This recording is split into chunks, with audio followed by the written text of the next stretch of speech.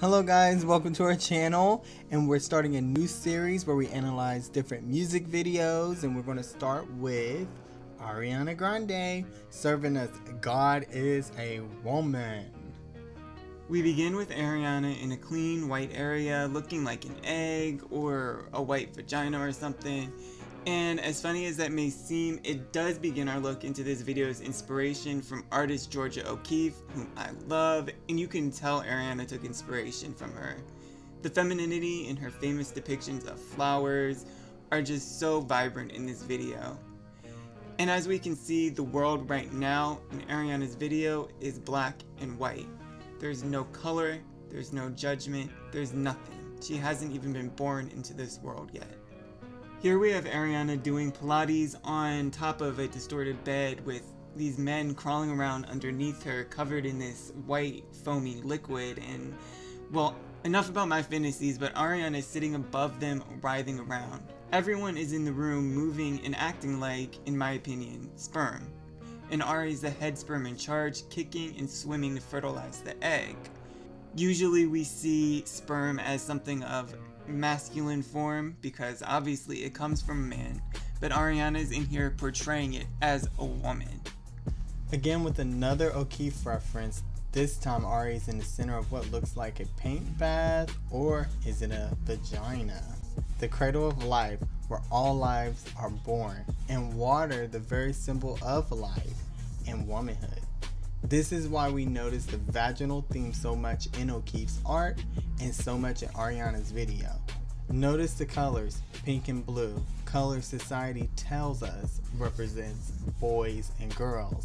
Ari's ready for birth and leaving the womb to a world of common normalcy, where we all conform to standards, a world where something as simple as color can represent an entire gender. But Ari is different. She's been born with a braid. And more interestingly, a myrtle branch. Myrtle, the representation of the goddess of love herself, Aphrodite. And we ain't talking about Meryl Streep. Ari is now in this world deep in the shadows. She has realized by this point that what happens behind closed doors happens literally without her.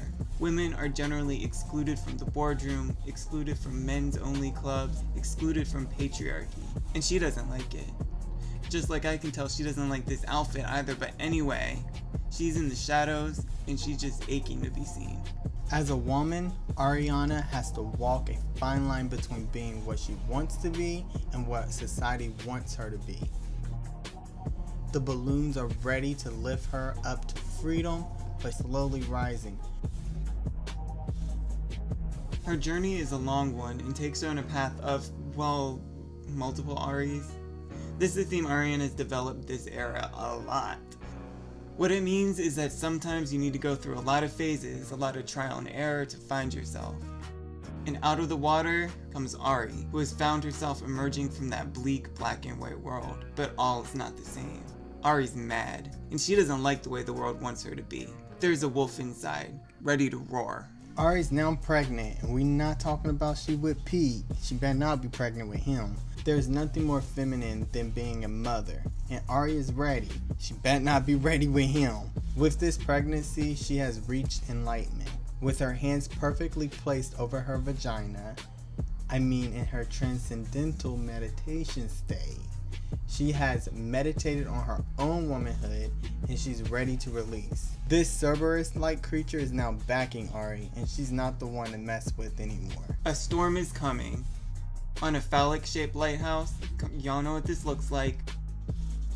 Then she's on a phallic-shaped candle. Okay, y'all really know what this one looks like. Well, it looks like a penis reaching an orgasm, and she is right there in the center. Remember how she was the sperm earlier? The cycle of life has now begun. She's ready to fight. In a scene ripped from Apple's famous 1984 ad, Ari throws her hammer and breaks the glass ceiling, shattering it into pieces on the floor in front of a pair of legs in heels. That's feminine power. She, like the Apple ad, is breaking conformity. She is breaking that blue and that pink, and she is showing women they can be their own selves. Ari is no longer like the other women. She's turning around, breaking conformity and speaking directly to the camera. directly to our eyes and our ears. In the world of the Me Too movement, women are here to turn around and fight. Or yell. This is Ariana Grande's battle cry. But I mean, Ariana's battle cry actually sounds a little more like...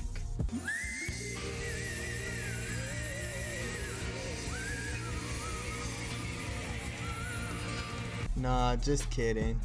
We are listening, Ari, and so are the women surrounding her. Ari is bigger than ever, and the words cannot hurt her anymore. Men are throwing words as they threw stones for centuries at the women who took control of their sexuality. A woman who is in control just to hurl degrading words in an attempt to humble the woman, to make her small when she is too big. But Ari just keeps getting bigger. And hey, now the men are supporting and propping up a woman. This reminds me of the story of Atlas, who was forced to hold up the sky. Those men are Atlas and Ari is the sky. This is the universe.